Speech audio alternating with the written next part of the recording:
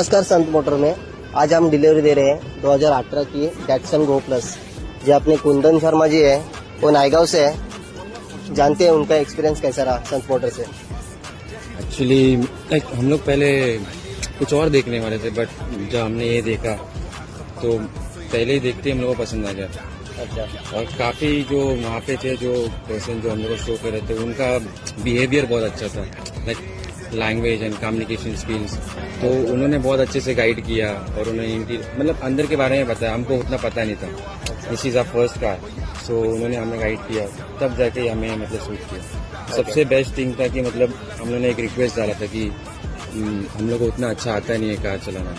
We are like first, we are at the learning stage right now. तो उन्होंने request किया था कि आप कोई बंदा भेज दीजिए कि डिलीवरी करने के लिए, एंड नाउ योर।